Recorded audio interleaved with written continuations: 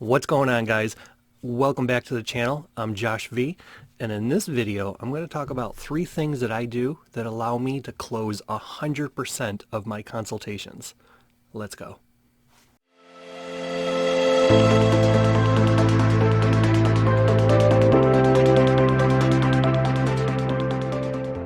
Well, you can chase them all you want. You're just going to wind up holding your own tails. Or you can let them come to you. So what's it going to be? Chase them? Or make a deal with me? Hey guys, hope everyone had a wonderful Thanksgiving and had tons of turkey and are well rested and just ready to get back out there and do what you do. In this video, I'm going to chat a little about things that I do that allow me to close 100% of my consultations. And there's guys out there that are probably wondering, how is that even possible? How do you close every single client that you meet with? And it's pretty simple. It's really not that difficult. So I'm going to just explain just 3 things that I do that sort of really help the closing aspect whenever you are talking to clients. Some guys may do this already. Some might struggle. They might lose clients after they have their consultations with them. Whatever the case might be. But these are just some of the things that I do that really push people to sign with me. And there's a lot of times where there's clients that'll either take time to think about what they want to do, or there's even a lot of clients that'll go and meet with other local DJ companies, and they always end up coming right back and signing with me. I can tell you guys that it really has nothing to do with price. I'm just going to get that out there right now. I'm probably more on the higher end side with my pricing compared to a vast majority of the people that are in my area. So pricing really has absolutely no effect on the reason why I have a 100% sign rate. Now, I've never always had a 100% sign rate. When I first started doing weddings, the first few years or whatever, I probably had maybe, I would say 75, 80% sign rate. But I sort of changed the way that I did my consultations and really stepped back and thought about what I was saying to people when I met with them and how I explained my services and what I do. So that's, just want to get that out of the way. It has nothing to do with pricing because I know there's going to be guys out there saying, oh, well, I can't sign someone when they go and they meet with a person who is only $400 or $500. And, my area specifically, a lot of the wedding groups, when a bride is looking for a DJ, they get inundated with probably 40, 50, 60 comments from different DJs and people referring to different DJs.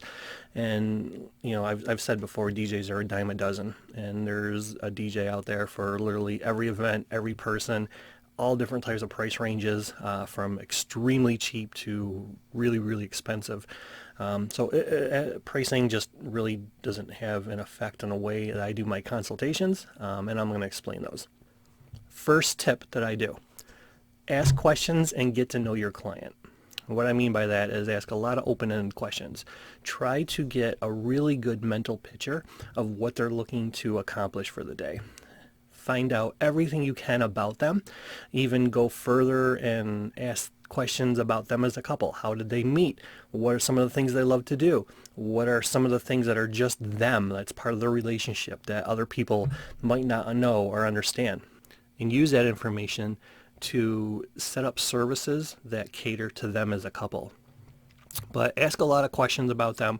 Don't just make it about yourself. Don't just say how great you are. Don't talk about the awards you won.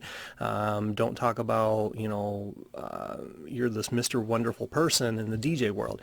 Because, you should have all that information on your website. You should really kind of outline your accomplishments, some of the recognition, some of the awards, the amount of events that you probably do. All that stuff, lay that out on your website. And then if people really want to learn more about you as a DJ or about your company, they can find that out on their own. But when you're doing a consultation, don't make it about yourself. Make it all about them and ask as many questions as you possibly can, so that, obviously they know that you're vested into their interest and you are trying to get that information about them so that you can hit that bullseye for their event. Tip number 2. Show images and videos of the events that you've done in your consultations. Bonus points if you can show them images and videos at a venue that their wedding is at. And the reason for that is because it gives them a really good visual into what you've done in the past at that venue, and it kind of shows them what they can expect whenever they have their wedding at that venue and if they book you. So images and videos are very, very powerful. If you have it on your website and you can show them that easily, if you have it on, images and pictures on a tablet, on your laptop, wherever.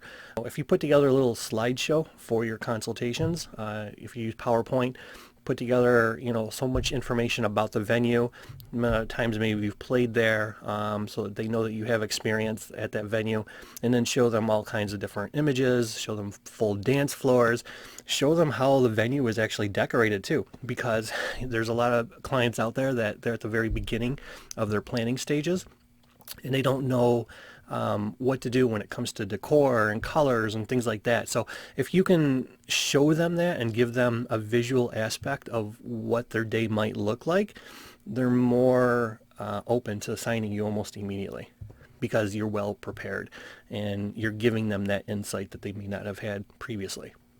Tip number 3, financials, and give them multiple ways to pay. So financials. That's what I mean by that. First of all, I always tell my clients almost right out of the gate that I despise the pushy salesman approach. I can't stand it when you go somewhere and someone is all up in your business and they're trying to get you to buy something right away. And I know that there's guys out there that kind of use that tactic to make clients think that there's limited time before their date goes away. I generally give my clients a 2-week notice. And I know there's going to be guys out there that watch this video and say, oh, that's ridiculous. Why would you give people 2 weeks to make a decision? Or why would you hold their date for 2 weeks?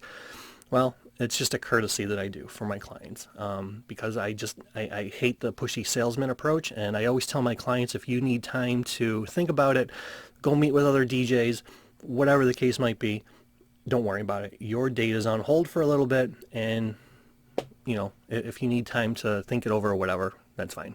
And it works for me. It might not work for others, but it works for me.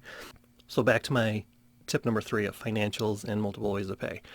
Don't just give your clients 1 or 2 different ways of giving you a retainer or paying off their balance. Offer all different types of ways for them to do that, so that it makes their life way, way easier. Check, cash, credit card, Venmo, PayPal, whatever. Just do whatever you can to make their life easier, because if they want to pay you or if they want to book you, then they want it to be a very simple and streamlined process. So there you go, guys. Just 3 easy, quick tips that I do that allow me to sign 100% of my consultations when people inquire. But use it as you wish. If you have other methods that allow you to sign 100% of your clients, drop a couple of the tips down below in the comments. Let people know what you do. And as always, everyone, thank you for subscribing and liking all of my other previous videos. And going forward, if you're new to my channel, be sure to like, subscribe, comment. And until next time, friends, a day without dancing is a day wasted. Talk to you later.